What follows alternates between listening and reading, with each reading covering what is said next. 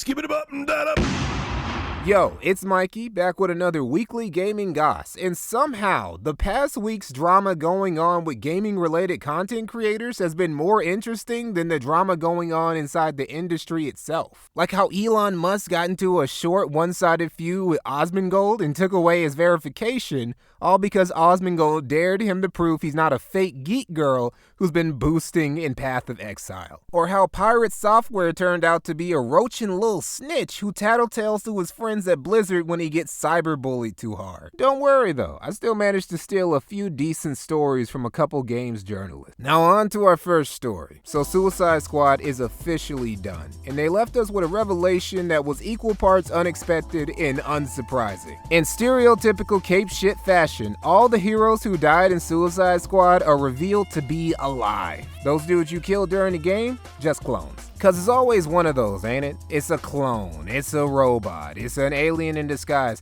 It was an alternate reality version of the character. Honestly, they could have just said, none of this is canon, ignore this dog shit game going forward, and that would have worked just as well. But damn, this game really underperformed in every imaginable way, to the point that they're trying to actively erase it from history. Rocksteady and Warner Bros. Just wants everyone to forget this game ever existed, and also forget all the money they wasted making it. Shit, I forgot about it up until I read an article about it. I already memory hold the fuck out of this game, and it was still getting updates up until this month. 2024 is really going to be seen as a surreal year in gaming going forward. It was a year where some of the biggest studios backed by some of the biggest publishers in the industry put out absolute bombs and were shown up by a bunch of AA and indie titles like Helldivers 2, Power World, Balatro, and My Side. And the after effects of this year are just going to keep being felt, like with our next story.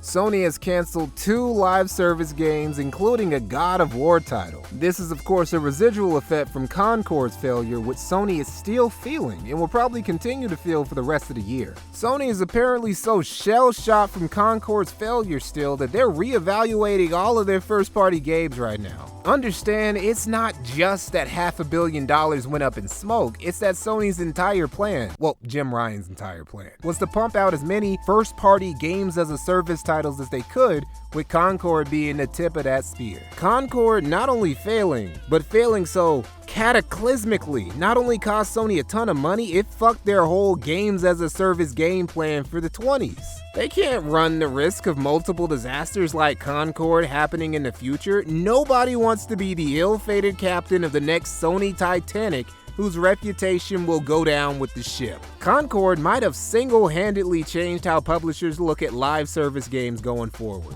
which is hilarious. Concord's biggest contribution to the games industry was dying a death so horrific it scared big publishers away from going all in on the games as a service business model. It's kind of like how Chernobyl ironically helped make nuclear the safest and most efficient form of energy production by showing the rest of the world how you shouldn't do it. Anyway, on to our next story. Dragon Age the Veilguard's director is leaving Bioware after 18 years. So yeah, I was right, a lot of you were right. Everyone who said EA and Bioware weren't coming forward with Dragon Age the Veilguard sales numbers were 1000% on the money about the game massively underperforming. And it looks like it performed worse than what most of us thought it did. I don't know what EA's got in store for them going forward, but I don't see Bioware lasting long enough to finish that new Mass Effect. Oh, and this story wasn't even from the past week, but I can't overlook this article about Veilguard's director. Like, look at this shit.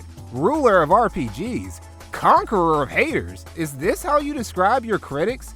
Haters? Well, I guess it fits since the folks who hated Veilguard the most were Dragon Age fans who loved the franchise and hated the direction you took it. You definitely conquered their expectations. Probably should have worried about conquering sales expectations though. And you Bioware white knights can miss me with that, oh, they came in at the last 2 years of an 8-year dev cycle and there was only so much they could do shit. This motherfucker's been at EA for 18 years, and their rise through the ranks at EA in general and Bioware specifically directly correlates with its continual drop in quality. Bioware is another ship of Theseus of the games industry where all the actual talent who made the titles people actually cared about left years ago. And this person is just one of the several mediocre remnants of a once great studio who've inherited leadership positions and now push out garbage slop with the names of beloved IPs slapped on top. The idea that they played a significant part in salvaging Dragon Age the Veilguard from becoming an even bigger piece of slop than it was, when the shit they literally say they loved the most about the game was shit that everyone who played it hated, is nonsense. And people who say otherwise are just trying to spare this person's professional reputation. And fuck all that. People who are bad at their job deserve to be known for being bad at their job. And for our last story, the Nintendo Switch 2 was officially revealed by Nintendo, and it's just a Switch but bigger and more powerful.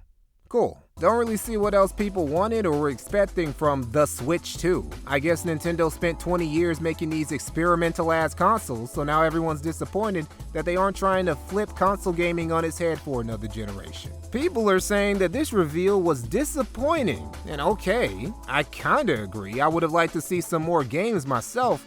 But look, the PS5 Pro and Xbox One Series X exist. Out of all of the overpriced pieces of plastic being sold to gamers in the last few years, I can actually see enough of a difference here to actually justify the upgrade. Also, I know that unlike Sony and Microsoft, Nintendo will make sure that there are at least a handful of console exclusives that make their new console worth buying. And okay, the Switch 2 still isn't the highest in graphical fidelity, but who cares? We've hit a point of diminishing returns with video game graphics where new games don't even look good enough to justify their production costs or the amount of money you have to dish out to fucking play them. Will there be new games that aren't just ports of games from the last generation is the first question people should ask whenever a new console comes out, because that's not really a guarantee anymore.